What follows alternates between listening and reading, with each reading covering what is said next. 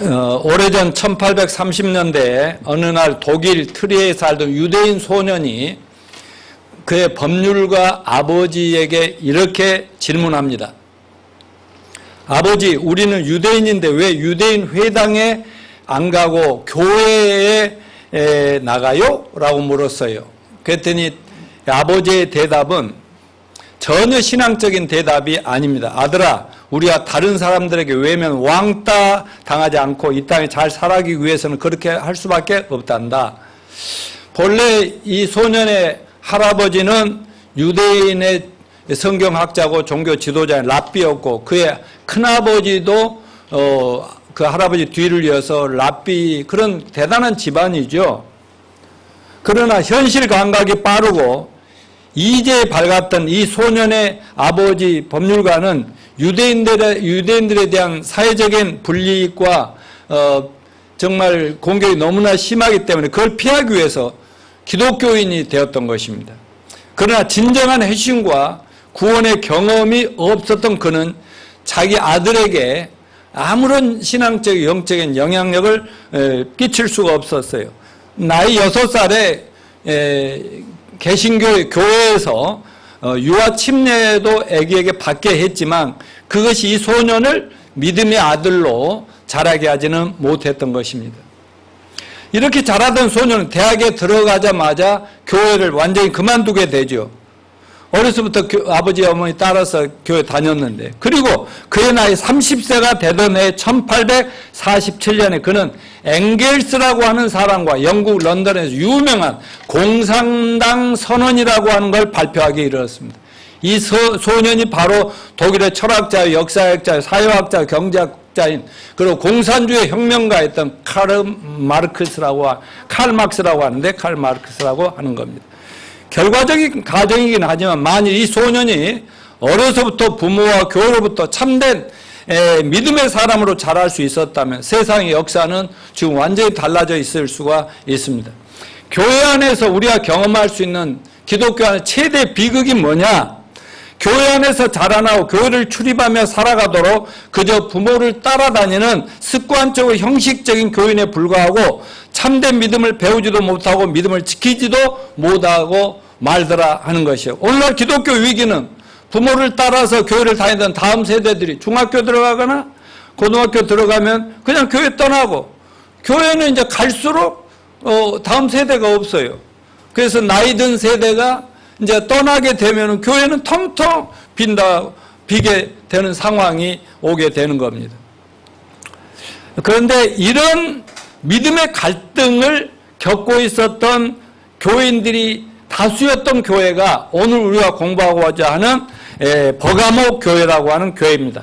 요즘 우리는 그 어느 때보다도 참된 믿음이 절실히 필요한 때를 지나고 있는데 성경은 우리가 사는 이 시대를 따라서 말세지말, 말세 중에서 말세다. 다시 말해 2000년 예수님이 이 땅에 오셔서 저와 여러분 온 인류의 죄악을 십자가에 담당하시고 죽으시고 모두 청산하시고 4일 만에 부활하셔서 40일 하늘로 승천하시면서 성령을 보내주셨어요.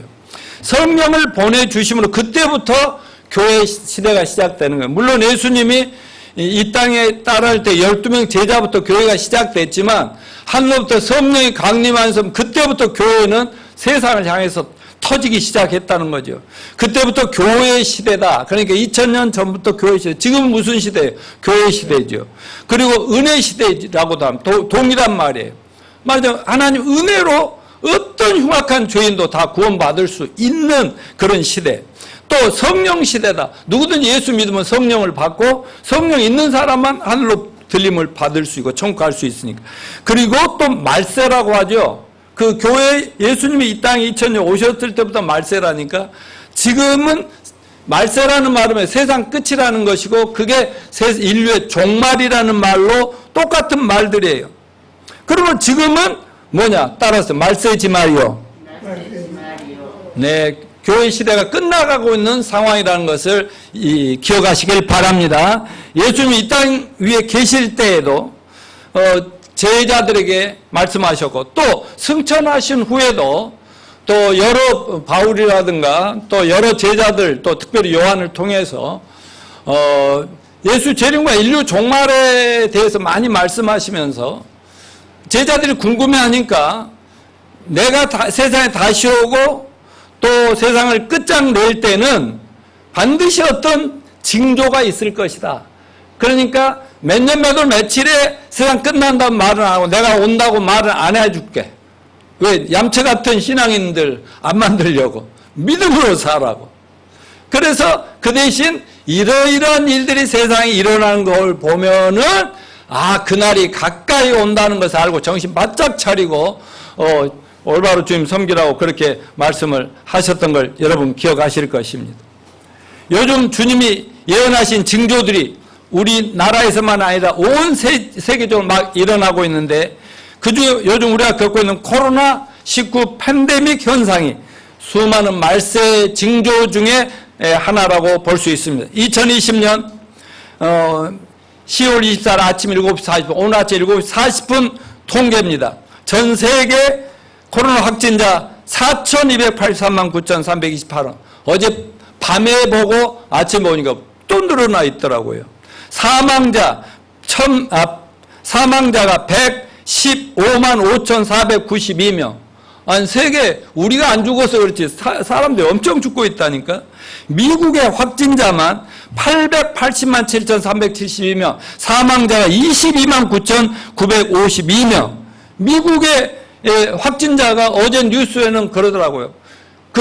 하루에 7만 명이 확진자가 생길 수가 있는. 그래서 미국에는 우리 자녀들하고도 통화해보지만, 정말 갈수록 조심하지 않으면 안 돼. 그래, 우리, 이한인의 가족들이 갔는데도 만날 수도 없어. 선물 보냈어도 선물 나눌 수도 없는 이런 상황이, 왜? 자가격리 끝나야 돼요. 거기는 더 철두철미. 그나마 그 시카고는 좀 철두철미하게 하나 봅니다. 많은 전문가들이 미국의 그 코로나가 종식은 2021년 말 정도 될 거다 그런가 하면 빌 게이츠 같은 사람은 2022년도쯤 가야 그 코로나가 종식이 될 거다 그렇습니다. 그러나 전문가들은 더욱 코로나의 위협은 점점 더해가고 있는 실정이라고 말합니다.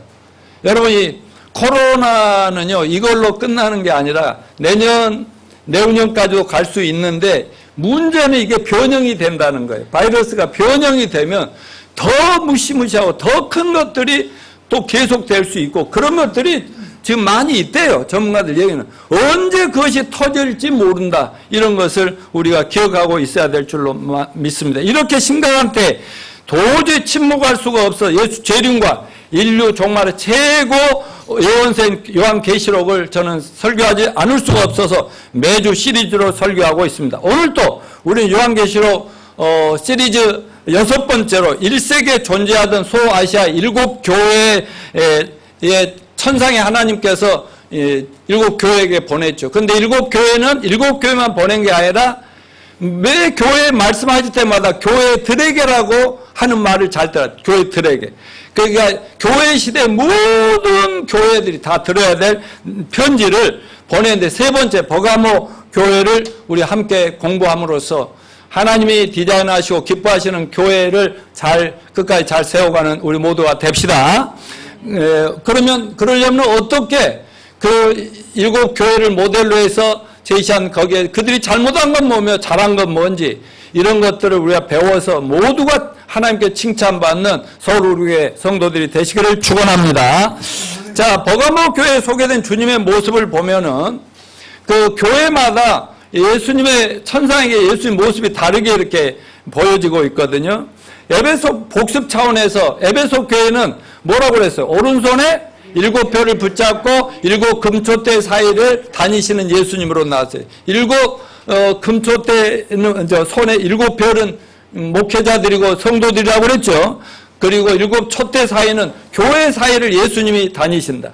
그러므로 여러분 보이지 않지만 믿읍시다. 우리 중에 예수님이 계십니다. 아멘요. 저 서문화 교회는 처음이요 나중에 죽었다가 살아나시니다. 처음은 뭐예요? 창조하시고 완성하시고.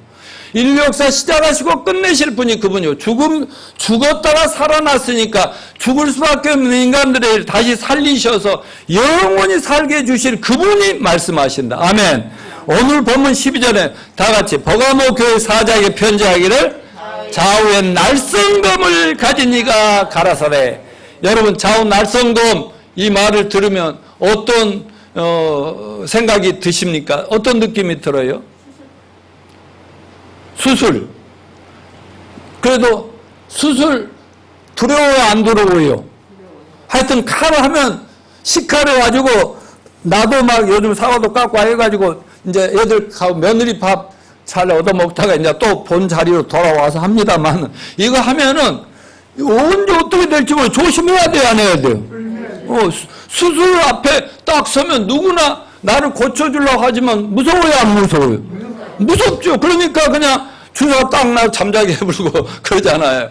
예, 하여튼 그런 뭔가 심상치 않는 그런 예감. 말하자면 하나님이 강하게 지금 책망하실, 경고하실 뭐가 있구나 하는 걸 느낄 수 있는 주님의 모습을 보여줬습니다. 자, 오늘 넘겨줘. 오늘 본문 말씀 13절 상반절에 보면은 같이 읽어볼까요? 주님은 내가 어디 사는 걸 내가 아노니 거기는 사탄의 위 보좌가 있는 데라 하셨습니다.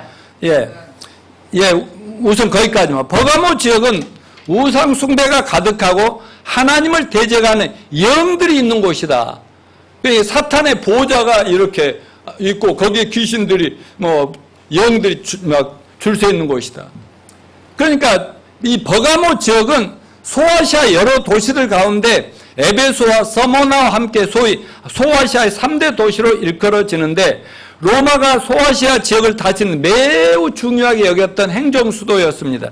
그러다 보니 정치 문화적으로 매우 중요한 기능을 했고 교육과 학문이 발달한 지역이기도 해서 이런 데가 더 악령이 귀신들이 우글거리는 거라는 거지요. 특히 이곳에는 황제 숭배를 더 잘하기 위해서 세운 신전이 3개나 있는데 오늘날도 산 위에 올라오면 제우스 신전이라고 하는 신전이 웅장하게 서 있다고 합니다. 이 버가모 지역은 우상 숭배와 황제 숭배가 가장 심한 곳이었기 때문에 우리 그리스도인들의 생명의 위협을 가장 많이 느낄 수 있는 무서운 곳이었기도 했습니다. 그래서 주님은 이 버가모 교회 성도들을 향해서 이렇게 말합니다. 13절 아까 그 뒷부분 다시 읽죠. 내가 내 이름을 굳게 잡아서 내 충성된 증인 안디바가 너희 가운데 고 사탄에 거하는 곳에서 죽임을 당할 때에도 나는 나를 믿는 믿음을 저버리지 아니하였도다. 무슨 말입니까? 엄청난 우상과 악령들이 있고 그러면서 엄청나게 사람들, 크리스찬들을 핍박하는 그곳에도 주님의 믿음을 저버리지 않은 너희들을 내가 안다 라고 칭찬하시는 내용입니다. 그런데 주님께서 칭찬하시는 내용을 살펴보면 2가지 이유가 있어요. 첫째는 그들은 사단의 위, 다시 말하면 우상들이 들끓고 있는 곳임에도 불구하고 주님의 이름을 굳게 붙잡았다는 것이죠. 마귀가 하는 제일 수단은 뭐예요? 그건 신이 아니야. 여기 신이 여기 있잖아. 이게 신이야. 저게 신이야. 이렇게 자꾸 유혹하는데 예수님을 꼭 붙잡고 빠져들어가지 않았다. 그리고 다른 어떤 것보다 주님만 굳게 하려고 주님만 소망 두고 주님의 이름을 부르면서 살고 있었다는 거예요. 두 번째는 버가모 교회 성도들은 수많은 도전과 핍박과 위협을 받았지만 믿음을 버리지를 않았다. 타협하지를 않았다는 겁니다. 이 버가모 교회 성도들 동료관도 한 사람인 안디바라는 사람 순교를 당할 만한 극심한 고난과 환난 가운데 있음에도 불구하고 믿음이 흔들리지 않고 주님을 향한 굳건한 믿음을 지켰다는 것입니다. 그래서 주님은 그들의 이 모습을 보시면서 믿음을 칭찬해 주신 것입니다. 주님은 버가모 교회 따라서 그럼에도 불구하고 믿음, 그 믿음을 칭찬했다는 것이죠. 우상에 들끓고 있는 곳에 살고 있음에도 많은 사람이 그리 몰려감에도 불구하고 주님의 이름만 꼭 붙잡았다. 또한 순교를 당할 만큼 극심한 환난이 있음에도 불구하고 믿음을 잃지 않았던 버가모 교회 성도들이었던 것입니다. 저는 여기에서 저와 여러분의 믿음을 한번 돌아보기를 권합니다. 우리는 어떻습니까? 우리의 믿음은 어떤 종류의 믿음일까요? 그럼에도 불구하고 믿는 믿음, 버가모 교회 같은 믿음입니까? 아니면 자기 필요에 따라서 뭐뭐 했기 때문에 믿음인지 한번 깊이 살펴보시는 시간 되시길 바랍니다. 다니엘서에 보면은 다니엘의 세 친구가 유대인들이었기 때문에 비록 그 이스라엘 나라가 바벨론의 포로로 잡혀가서 포로의 신분들이었지만 바벨론 왕 느부갓네살 왕이, 언제나 왕들은 이렇게 자기를 신격화하려고 하잖아요. 북한처럼 말이에요. 그래서 금신상을 만들어 거기다 절하라는 거예요. 그렇지 않으면 다 죽이라는 겁니다. 그런데 여호와 하나님을 어려서부터 조상 대대로 믿어왔던 다니엘의 세 친구들은 그걸 거부합니다. 그러니까 풀무불에 집어 던져라 하는 형벌이 떨어지죠. 다니엘서 13장 3장 17, 18절 읽어봅시다. 시작. 만일 그럴 것이면 왕이 우리가 섬기는 우리 하나님이 우리를 극렬히 타는 풀무불 가운데 능히 건져내시겠고 왕의 손에서도 건져내시라. 그리 아니하실지라도 왕이여 우리가 왕의 신들을 섬기지 아니하고 왕의 세우신 금신상에게 절하지도 아니할 줄을 아옵소서. 예, 다니엘의 세 친구는 자신들이 하나님에 대한 믿음 때문에 활활 타는 풀무불에 던져진다 할지라도 하나님께 자신들을 건져주실 것이라고 믿었습니다. 그러나 하나님께서 극렬히 불타는 그곳에서 건져주시지 않는다 할지라도 나는 신도 아닌 우상에게 절대로 경배할 수가 없습니다. 살아계신 하나님만 경배하겠습니다. 자, 그 결과가 세 친구들이 어떻게 됐어요? 불 속에 집어 던지고 그런 부하들이, 그 군인들이 이제 볼 거 아니에요. 이놈들이 네 큰 소리 쳤는데 하나님 살려주나 어디 새카맣게 탔나 보자. 이렇게 들어보니까 아니 불이 활활 타는데 3명이 그대로 있는 거예요. 근데 3명이 아니라 4명이 있는 거예요. 여러분, 친구들은 3명 불 속에 던지고 1명이 누굴까요? 하나님이죠. 하나님이 그곳에 와서 이거 내 새끼들하고 딱 보호하니까 전혀 불타지 않았다. 이거 소설 아니고 사실인 걸 믿으시길 바랍니다. 버가모 교회 성도들의 믿음, 바로 이 다니엘의 세 친구들처럼 그럼에도 불구하고 그리 아니하실지라도 나는 예수를 믿고 말씀을 믿는다. 아멘. 여러분, 오늘날 우리의 믿음은 어떻습니까? 때문에 믿음입니까? 불구하고 해도 믿음입니까? 때문에 믿음이라는 것은 어린아이 같은 조건부적인 믿음이죠. 애들은 이렇게 해주면 하고 이렇게 안 해주면 안 하고. 유치하죠. 애들은. 귀엽긴 하지만. 어른들은 달라야죠. 때문에 하면 아니죠. 여러분, 배가 고파도 어른들은 참을 수 있어요, 없어요? 애들은 절대 안 참아요. 우리 릴리가 그렇게 귀염 떨다도 지가 필요한 일만 있으면 울어제끼게. 너도 역시 애기는 애기구나. 난 다 큰 처녀인 줄 알았다니까. 어떤 때는. 근데 애기는 애기더라고. 근데 어른은 어떤 상황에 따라서 달라지는 게 아니라 어른은 배고파도 참을 수 있어요, 없어요? 이게 어린이냐 성수가 아니면 차이 아니겠습니까? 여러 가지 주요 환경 때문에 주어지는 것이 있기 때문에 모든 걸 잘 풀리기 때문에 자녀가 공부 잘하기 때문에 남편이 사업이 잘 되니까 아내가 나한테 잘해주니까 뭐뭐 때문에 주님 믿고 주님 의지하며 살아간다면 그 사람 믿음은 뭐 때문에 믿음이 유치하다 이거죠. 그러나 엄청난 고난과 박해가 있음에도 상황에도 불구하고 물질로 말미암아 가정이 매우 어려움에도 불구하고 건강이 나빠요. 고통 가운데도 있음에도 불구하고 타방으로 우겨싸움을 당하고 앞길이 안 보임에도 불구하고 주님만 믿고 의지하는 믿음이 성숙한 성도들의 믿음인 줄로 믿습니다. 여러분의 믿음은 어떤 종류 믿음인가 오늘 한번 살펴봅시다. 그럼에도 불구하고 믿음입니까? 아니면 때문에 믿음입니까? 자, 넘겨주고 제2차 세계대전 이후 유대인의 6월절이 생겼죠. 자기들의 명절에 꼭 등장하는 노래 한 곡이 있어요. 6월절의 명절에 2차 대전 이후에 그건 아니마민이라는 노래인데 아니마민이라는 히브리어는 뭐냐? 나는 믿는다라는 노래를 계속 부르는 거예요.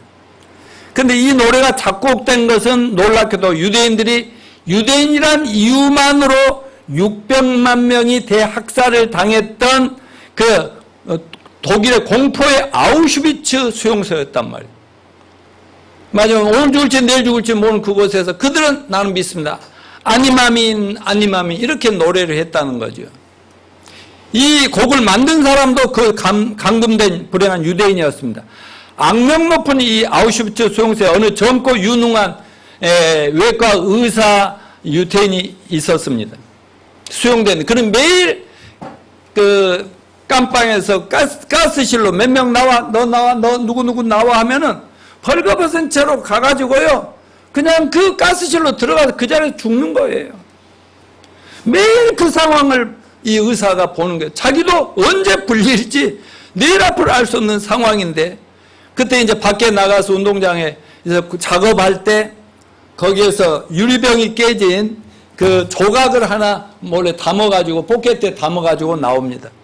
그래가지고 감방에 들어오면 화장실에 뭐 가서 그냥 내일 죽을 수도 있는 사람이 무슨 그 면도를 하겠어요. 그래도 면도를 딱 해요.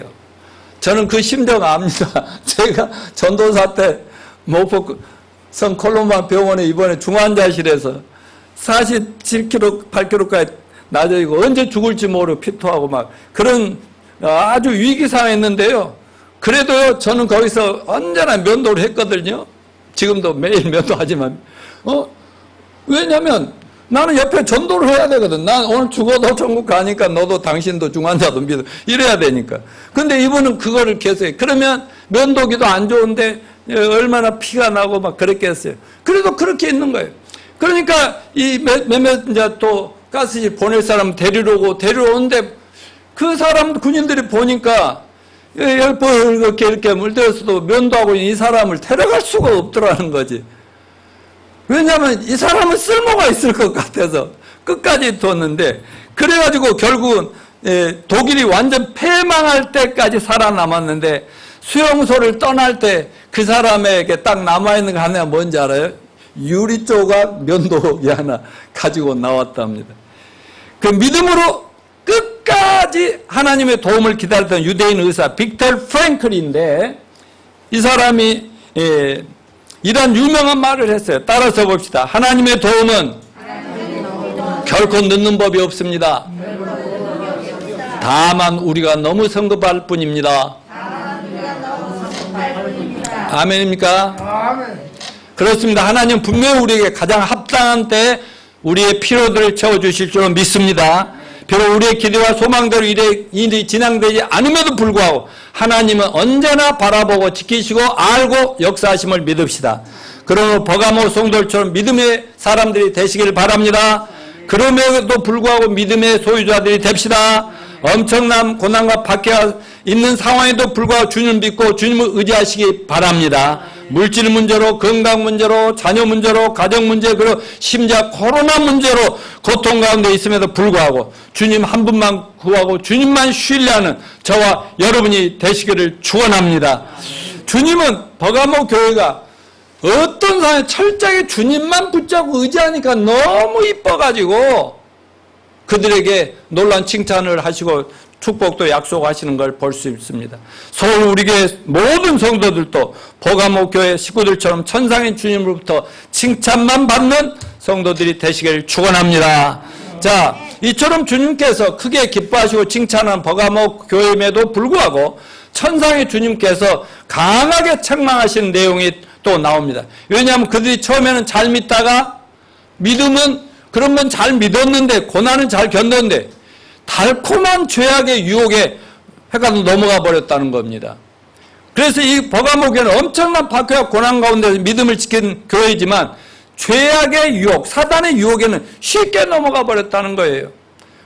그런데 여러분, 우리가 죄에 빠지도 유혹하고 시험하는 자는 세상이 아니고 사람이 아니고 누가 유혹하는 거예요? 사탄 마귀가 사람을 통해서, 종교를 통해서, 세상을 통해서, 학문을 통해서 마귀는 계속 우리를 유혹을 하는 거예요.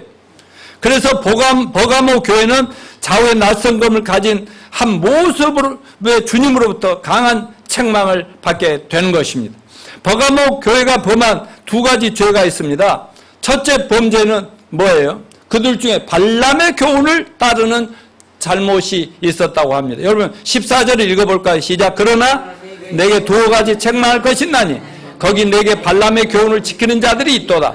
발람이 발락을 가르쳐 이스라엘 앞에 올무를 놓아 우상의 제물을 먹게 하였고 또 행음하게 하였느니라. 발람은 하나님의 이름으로 예언을 하는 이방 선지자라고 해요. 말하자면 유대인들이 이제 가나안 땅에 들어가기 전에 그 지역에 굉장히 유명한 점쟁이 같은 술사였는데 선지자를, 그러니까 하나님을 경험을 한 것 같아요. 하나님이 직접 그에게 말씀도 주시고 전하기도 하는 그런 거예요. 그런 사람이었는데 그가 잘하다가 돈에 눈이 멀어 하나님 말씀을 거역하고 이스라엘을 파멸시키는 장본인으로 아주 낙인이 찍혔어요. 그래서 신약 시대에 와서도 신약에서도 아주 이단의 좀 모델처럼 이렇게 발람을 얘기하고 있습니다. 구약 성경 민수기 22장에 보면 출애굽한 이스라엘 군사들과 백성들이 뭐 260만 명이니 뭐 군사가 60만 명, 뭐 백성들 한 200만 명, 300만 이런데 이 군대들이 이제 38년 지나 가나안 땅에 온다고 하니까 그 지역에 살던 원주민들과 주변의 국가들이 얼마나 좀 두려웠겠어요. 막 하나님이 함께 하신다 하고 말이지. 막 그들이 막 저기도 그 요단강도 건너고 말이지. 뭐 홍해바다도 건너고 했다 하더라. 막 저들이 무섭다. 그러니까 그 주변에 모압의 발락이라고 왕이 있었는데 이 워낙 유명한 발람을 초청을 했나 봐요. 그래가지고 저 이스라엘 백성을 당신이 축복하면 축복이 되고 저주하면 저주해. 저주 좀 내려줘라. 당신 하나님 이름으로 하지 않냐. 저주하라. 근데 할 수 없습니다. 할 수 없습니다. 3번씩이나 할 수 없다고 그랬어요. 왜? 하나님이 뭐라고 말해? 너 절대 너 저주하면 너 죽는다. 그러니까 곧 하나님 무서워서 안 하고 하는데요.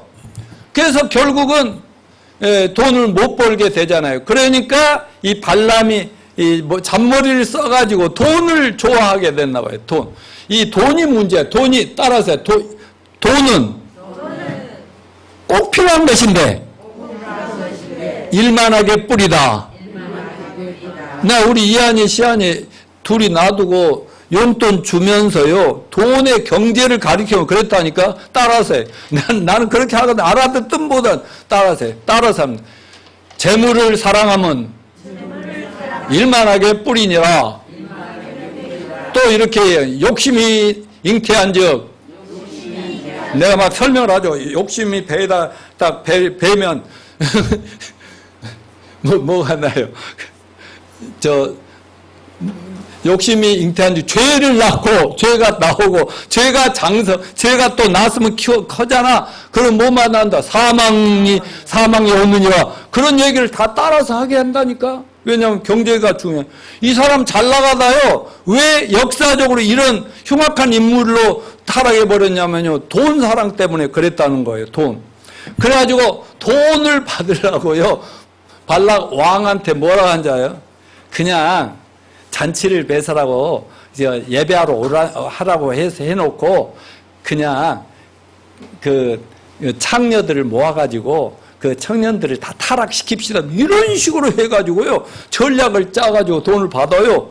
그래가지고요. 진짜로 잔치를 벌려고요. 막 그래놓고 우상 그 청년들 오니까 이스라엘의 젊은이들이 막 남자들 많이 몰려간 거예요. 거기다 대놓고 막 마시라 두드려라 하면서 막 이렇게 하다 보니까 막 창녀들을 놓고 막 이렇게 음행을 하게 하고 그리고 막 우상숭배에 빠지게 만들고 말이죠. 이렇게 해가지고 결국은 이스라엘이 하나님의 저주를 받고 징계를 받게 만들었는데 그 결과로 민수기 25장 9절을 보면 한꺼번에 연병으로 이스라엘 백성 2만 4천 명이 죽임을 당하는 징계를 받았다 이거예요.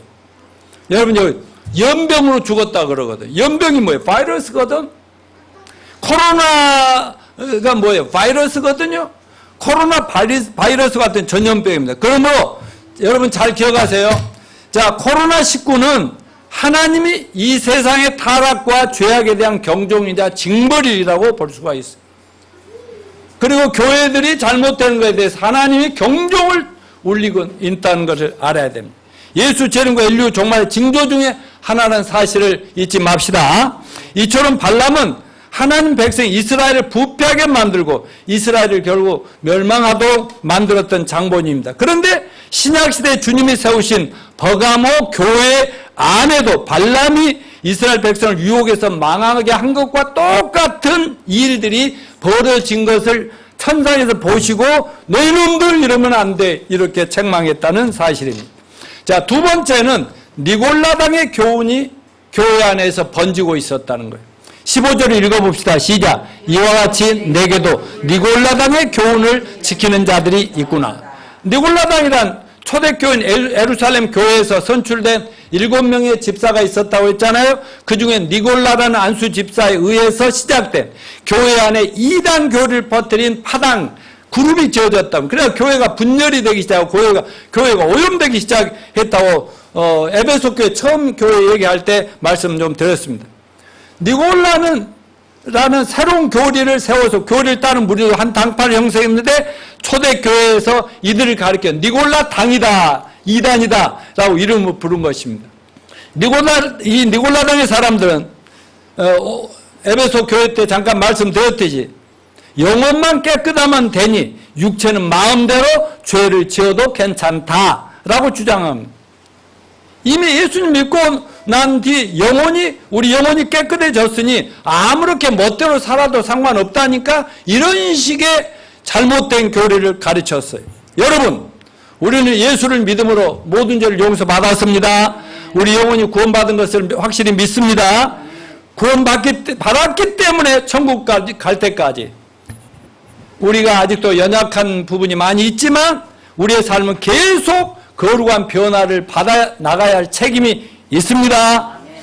은혜로 구원받았기 때문에 아무리 죄를 지어도 상관없다 이런 생각은 다 사탄 마귀가 넣어준 것임을 절대로 잊으면 안 됩니다. 구원받았기 때문에 더욱 착하고 의롭고 더욱 거룩한 변화를 받아서 이 세상 사람들 우리를 바라볼 때 우리 변화를 보고 저희들도 주님 앞에 나올 수 있는 통로의 역할이 돼야 된다는 사실을 기억하시길 바랍니다. 이러한 발람의 교훈과 니골라당의 교훈이 신앙생활을 적당히 하게 만든다는 거예요. 신앙생활 형식주의, 외식주의 신앙, 겉으로는 믿음 좋은 척하는데 속으로 들어가 보니 엉망이다. 이건 아니죠. 발람의 교훈과 니골라당의 교훈을 따는 사람들, 교회 와서는 성도, 세상 나가면 세상 사람들과 똑같은 거예요. 주일에는 교회와 성도를 같이 생활하고 주중에는 세상 사람들과 똑같이 생활하고 믿는 자인지 안 하는지 자기가 말 안 하면 알아볼 수가 없어요. 그렇게 타협한 케이스는 그러니까 좀 미안한 얘기지만 캐톨릭 신부들은 옛날에 어렸을 때부터 봐도 술을 잘 마시더만. 그러니까 세상 사람들은 좋아하겠지. 통하네 그러면서. 저는 그들과 술잔 앉긴 해도 절대 안 마시거든요. 왜? 나는 니하고 틀리거든? 왜 박수도 안 치냐, 씨. 그러니까 옛날부터 있더라고. 주일 성도. 주일만 성도예요, 주일만. 적당히 세상과 타협하고 절충하고 기회만 되면 즐기면서 세상 사람과 구별이 없는 생활을 사탄이 조장을 합니다. 이것이 바로 버가모 교회 안에 발람의 교훈이고 니골라당의 교훈이었어요. 이것을 좌우의 날선 검을 가진 주님이 강하게 책망하고 징계하시는 겁니다. 여러분, 오늘날 우리가 살아가는 이 시대가 바로 발람과 니골라당의 잘못된 교훈으로 충만합니다. 즉 타협주의와 혼합주의가 판치는 시대예요. 사단의 본질은 적당히 타협하고 하나님의 진리의 말씀과 세상적인 것들 막 거짓말을 섞어가지고 타락을 시켜서 하나님 저주받게 하는 아주 거짓말의 창조자입니다. 창세기 3장에 보면은 2장에서 하나님의 아담과 하와에게 세상을 만들어주고 여기가 네가 다스려야 할 곳이야. 에덴에 있는 모든 선악과는 모든 과일은 다 네 것이야. 마음대로 먹어도 좋아. 그러나 이 나무 하나는 선악을 알게 한 나무는 손대지 마. 손대지 마라. 따 먹으면 너 죽는다 그랬죠. 자, 따라서 따 먹으면 죽는다. 그렇게 했다니까 너 죽으리라 그랬어. 근데 마귀가 3장에 와서 살짝 어떻게 해요? 야, 하나님이 이 과일 다 먹지 말라 하더냐? 이런다. 이렇게 말을 살짝 꼬여요. 다 먹으라는데 하나만 먹지 말라 하더니 그러면 그렇다고 하는데 하나님이 예전에 이 맛있는 과일을 하나 다 먹지 말라 했냐? 아니 그건 아닌 것 같은데 하면서 먹지도 말고 만지도 말고 보지도 말고 먹지도 말고 만지도 말고 그랬다고 말을 이렇게 헷갈려. 하나님은 만져도 되고 봐도 되고 상관없는 딱 먹으면 안 된다 했는데 말이 이렇게 이렇게 사람을 헷갈리게 만들고 혼돈 속에 빠뜨리고 이 혼합을 시켜버린단 말입니다. 이게 마귀가 하는 짓입니다. 마귀는 지금도 하나님 말씀 성경의 진리와 어떤 신학이라는 내용으로 인본주의 학문으로 세상에 많은 이념이라는 것과 막 섞여가지고요. 교회는 시대가 변하면 변해야 되니까 이래야 된다 저래야 된다 하면서 막 목사들과 신학자들과 이상한 서적들 까발려 놓으니까 성도들도 헷갈리죠. 그러니까 그런 적당히 말하는 교회로 사람들이 몰려가지요. 근데 책도 읽고 많은 걸 봤는데 우리 교회 오면은 맨날 성경 해가지고 어쩌고 저쩌고 성경 십자가 복음 구원 천국 영생만 얘기하니까 이 사람 무식하구나 이래 도망간다는 거지. 그래가지고 적당히 좋은 말 많이 들어놓으면 신앙생활하기가 너무 편해. 여러분 하나님은 예수 믿고 구원받았으면 하나님 자녀 되었으면 세상과 철저히 구별되기를 원하십니다. 우리는 성도입니다. 성도란 말이 뭡니까? 거룩하게 구별된 무리가 성도예요. 자, 따라서 하십시오. 나는 주먹 지으라니까. 나는 이래봬도 성도다. 성도라면 세상과 철저하게 구별. 그러니까 세상을 버리고 짓밟으라는 게 아니라 세상 속에 살아도 뭔가 분명한 선을 긋고 살아라 그 말이에요. 아멘이요? 아멘. 왜 박집사와 공자매가 저 어린애들 교회 지금 데리고 와가지고 목사님하고 기도하라고 목사님 말씀하면 얼른 따라서 하라고 그러고 말이죠. 왜 그렇게 하겠어요? 그리고 왜 봉투에다가 헌금을 넣어서 하게 하겠어요? 이놈들이 커가면서 세상 쪽으로 변질되면 이놈 망할 놈들이 돼버리니까 자식이 잘못되길 바라는 부모가 어디 있냐고요? 저는 우리가 구원받고 나 우리 새끼들을 절대로 안 된다고 했다니까. 그랬더니 우리 이한이 아빠도 엄마도 보니까 두 목사님 아들 딸들이 결혼하니까 그런지 얘들은 나보다 더 심하게 하더라고. 나는 한 번도 이놈 새끼 너 저기 가서 벽 보고 10분 서 있어 이런 걸 안 했는데 우리 아들은 더 하더라고. 왜 그래? 그 사람 눈에 너도 안 아픈 애들을 혼탁한 세상에 빠져서 망하면 안 되니까. 하나님은 그런 사람들을 쳐버리니까. 아멘요? 아멘.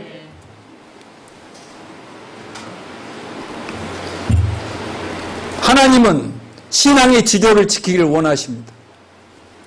일본의 압자에 살던 외정시대에 자기가 조선민족인 걸 숨기고 일제의 앞잡인 노릇을 했던 많은 사람들이 있었어요. 거기서 잘 먹고 잘 살기 위해서.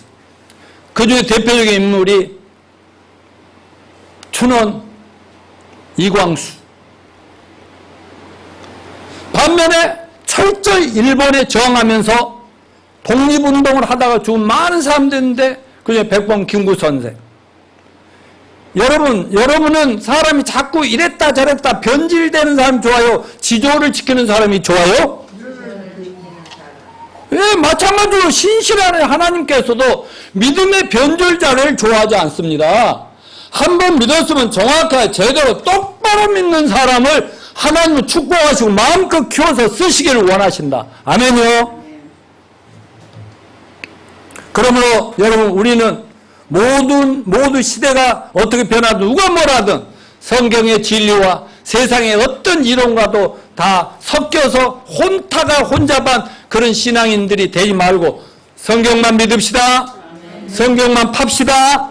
성경 말씀만 아멘 합시다. 십자가의 길에는 절대로 타협이 있을 수 없죠. 예수님 뭐라고 그랬어요? 신앙생활이 절대 쉽다고 생각하면 안 돼요. 나를 따라오려거든 자기를 부인하고 말하면 이 욕심, 세상, 욕망 이거는 싹 흔들어버리고 어떤 유혹에 흔들어버리고 뭐라고 해서 네 자신을 십자가에 못 박고 나를 따라와라. 그렇게 얘기해요. 그러니까 절대 쉬운 길이 아니죠. 그래서 여러분 예수님을 믿으면 절대 세상과 타협하지 말고 말씀만 믿고 따라가시는 여러분이 되시기를 축원합니다. 그런데 버가모교회는 사탄의 달콤한 유혹에 넘어가서 세상과 타협한 혼합하는 짬뽕 신앙을 가졌다는 것이죠. 그러니까 제가 지금 마리아 너 짬뽕 먹어봤냐? 짬뽕을 먹지 말라 그 말 아니지. 짬뽕 신앙을 멀리하라. 아멘요. 기독교 역사를 연구하면 초대교회 때부터 중세한국 시대 말세가 가까이 올수록 사단이 자꾸 이렇게 교회를 혼탁하게 만들고 근데 이렇게 십자가에 있고 성전이랑 예배당이 있으니까 누가 봐도 교회죠. 가면은 찬송하고 예배하니까 하나님 예배한 것 같은데 하나님이 내려다볼 때는 완전 이건 교회도 아니라는 거예요. 교회도 아니라는 거예요. 여러분 그건 하나님이 지금 온 세계 교회를 내려다보면서 다 판단하고 있어요.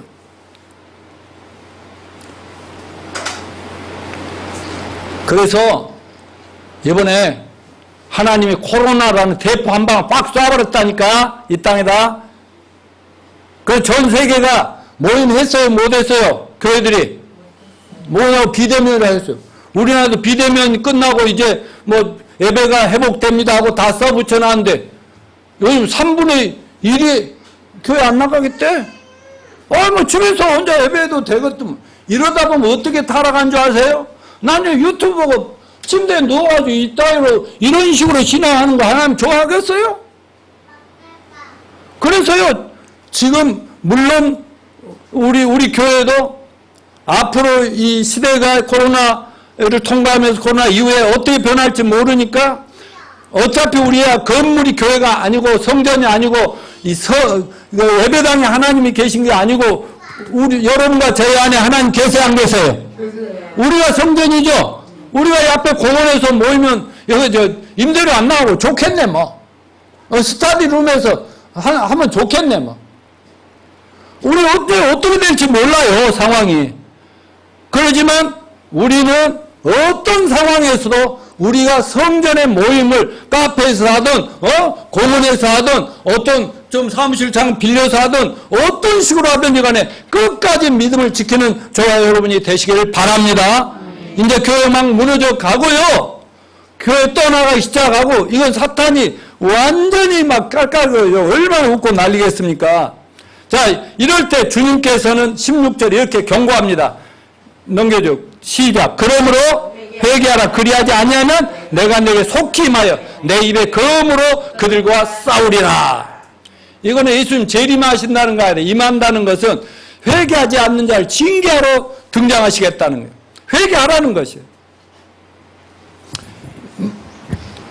교회 안에 알곡과 쭉정이를 주님이 정확하게 구별해 주겠다는 거예요. 천국 갈 수 있는 신자, 못 갈 신자, 아주 아무리 어마어마한 성전이고 삐까뻔쩍한 예배당에 대단한 사람들이 모여 있다 할지라도 천국 갈 사람 못 가면 쫙 갈라주겠다는 거예요. 여러분 이제 한국 교회도 마찬가지인데요.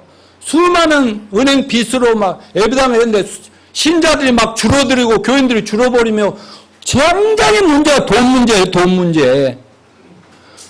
이제 빚을 못 갚으면 이거 빨리 처분을 하든지 어쩌든지 하지 않으면 그래서 내가 전에 박 집사한테 얘기했잖아. 박 집사 우리 부동산 교회 예배당 버려진 건물도 주스러 다니자니까 그 돈 벌어서 멋지게 선교하자니까. 아멘이요. 그러니까 교회 다녀도 잘 다닙시다. 예수 믿어 제대로 알고 잘 믿읍시다. 그리고 참된 진리만 붙들고 나갑시다. 여기에 두 가지 약속을 주님이 주십니다. 17절 시작. 귀 있는 자는 성령이 교회에 대해 하시는 말씀을 들을지어다. 이기는 그에게는 내가 감추었던 만나를 주고 또 흰 돌을 줄 터인데 그 돌 위에 새 이름을 기록한 것이 있나니 받는 자밖에는 그 이름을 알 사람이 없도다. 여기서 먼저 감추었던 만나를 주신데, 만나가 뭐예요? 이스라엘 백성이 출애굽해가지고 광야 생활 할 때 뭐 먹을 거 있어야죠. 농사가 되나 뭐 바다에 고기를 잡을 수 있나. 근데 먹을 게 없을 때 하나님이 어떻게 주셨어요? 하늘에서 자고 일어나면 만나가 쫙 깔려있어. 갖다가 먹어. 하루분씩 계속 주면서 책임지셨어요. 여러분, 이건 신령한 양식을 얘기합니다.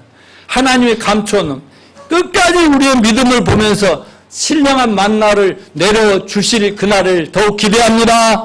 두 번째 약속은 흰 돌을 주신다 그랬어요. 이것은 그 당시 로마가 세상을 지배할 때 로마 법정에서 죄인들을 재판하는데 죄가 없다고 판단되면은 무죄 선고를 하잖아요. 그때 재판관이 흰 돌을 던져요. 그래가지고 무죄를 선언하는 겁니다. 그러니까 결국 이긴 거죠. 예? 재판에서 승리한 거죠. 그리고 거기에는 이름이 기록된 거. 말하자면 이 돌을 가진 사람들만 천국 영생에 들어가게 된다는 이런 놀라운 약속을 해 주셨어요. 발람의 교훈과 니골라다의 교훈으로 그걸 배경함으로 믿음의 순수성을 해봉하여 하나님께서 내려온 신령한 그 양식과 또 정말 승리하는 그런 확신을 가지고 사는 저와 여러분이 되시기를 축원합니다. 결론적으로 여러분, 교회를 향한 사탄의 공격 미국은 두 가지입니다. 하나는 극심한 핍박이고 어려움 와요. 이 코로나 이후로 어려움이 올 수 있어요. 이 강남구청에서 기쁜 소식이 왔어요. 매주 지금 방역을 해줘서 너무 고마운데 그 예배 조심해서 잘 하라는 의미에서 200만 원을 주겠다고 신청하라고 신청을 했습니다. 그리고 그걸로 이제 이렇게 이제 영상 같은 거 잘 더 준비하면 될 것 같아. 신청했어요. 내가 정부 돈 받으면 저놈들이 또 어떻게 하려는가 하면 난 돈은 딱 분배해서 받긴 받아도 절대로 이 교회를 지배하고 교회를 변질시키려면 난 목숨 걸고 반대할 것입니다. 나를 지켜주시기 바랍니다. 그러니까 나는 이게 혹시 유혹인가 하고요 주저했는데요. 그 기도해보니까 이건 받아서 빨리 앞으로 그 비대면 예배 준비와 온라인과 오프라인 준비를 하면서 새 시대에 맞는 그 교회상을 만들어 가야겠구나 하고 지금 생각하고 있거든요. 기도해 주십시오. 돈 나와야 되겠죠? 네. 근데 초대교회뿐만 아니라 역사적으로 그렇게 해서 기독교를 캐톨릭을 변질시켜갖고 세상을 망쳤고, 이제 오늘날에는 말세 지말에 이제 공격이 얼마 때가 남지 않고 막 공격이 들어오기 시작하고 있어요. 이러한 때 우리는 진리도 지키고 우리의 생활 속의 순수함도 끝까지 지켜나가는 저와 여러분이 되시기를 축원합니다. 여러분 따라서 합시다. 내게는 금과 은이 없어도 예수의 이름이 내게 있다. 이것이 여러분과 저의 영원한 재산이 되기를 축원합니다. 또 예수의 이름, 이 믿음이 저와 여러분의 자랑거리가 되기를 바랍니다. 왜냐하면 예수의 이름만이 우리를 죄에서 구원해 주시는 거라고 마태복음 1장 21절 같이 읽어. 아들을 낳으리니 그 이름을 예수라 하라. 이는 그가 자기 백성을 죄에서 구원할 자이심이라 하니라. 그러니까 예수 이름, 예수의 십자가와 부활만이 우리를 죄에서 또 죽음에서 저주에 구원하고 영생 천국 복락을 약속해 주는 것이니까 이보다 큰 재산이 없다는 걸 믿으시길 바랍니다. 그리고 예수의 이름만이 우리를 성공자로 만들어 줄 것입니다. 타협하면 망합니다. 섞이면 망합니다. 세상 유혹에 빠지면 그때부터 엄청난 고통과 고난을 당해야 합니다. 제발 여러분 자녀들과 여러분 우리 모두가 이런 유혹에 빠지지 않도록 최선을 다하는 저와 여러분 되시기를 바랍니다. 자, 이 그림은 빌리 그레함과 함께 있는 조지 베버리 쉐어라고 하는 1928년 황금의 바리톤 목소리를 수한 목사의 아들이었던 조지 베버리 쉐어라고 하는 그리스도인 청년이 우연히 방송국 공개홀에서 노래를 한번 했는데 노래 잘하니까요. 미국의 유명한 MBC 방송에 전속 가수로 와서 활약해 달라 하는 요청을 받습니다. 이때 그의 나이가 23살이었어요. 1928년에. 그 앞에는 이제 돈과 인기가 보장되어 있는 거예요. 목사의 가난한 자녀로서. 그런데 좀 고민이 되는 거예요. 어려서 교회에서 찬양만 해다 왔는데 세상에 나가면 세상 사람들 즐겁게 해야 되는 노래를 해야 되니까 고민을 하면서 기도를 한참 하고 있다가 그 집에 있는 피아노 옆에서 그 시를 하나 발견하는데 자기 엄마가 지난 10년 동안 그 시를 읽으면서 계속 믿음의 고백을 하는 시를 읽더라는 거예요. 그래서 그 시를 자기도 한번 쭉 읽어 내려가는데 자기도 모르게 성령이 확 임하면서 막 눈물이 내리는 거예요. 그러면서 자기가 고민합니다. 내가 세상에 나가서 막 노래를 할 건가? 교회 안에서 주님만 섬길 것인가? 그럴 때 성령의 강력한 역사 속에서 딱 이렇게 기도를 합니다. 자기도 모르게 이렇게 합니다. 주님, 제 목소리, 제 존재, 제 젊은 직장생활 모두 주님을 위해서만 드리겠습니다. 아멘. 그래서 그날 작곡을 한답니다. 작곡을 그 노래에다가. 그렇게 탄생한 노래가 백이장 찬송인데 주 예수보다 더 귀한 건 없네. 이 세상 부귀야 바꿀 수 없네. 영 죽을 내 대신 돌아가신 건 놀라운 사랑 잊지 못해. 세상 즐거움 다 버리고 세상 자랑 다 버렸네. 주 예수보다 더 귀한 건 없네. 주 예수밖에는 없네. 그래가지고 이분이 빌리 그레함을 세계적인 보험전자 만나 둘이 평생을 그분과 함께 전도하는데 찬양하면서 96세까지 살았대요.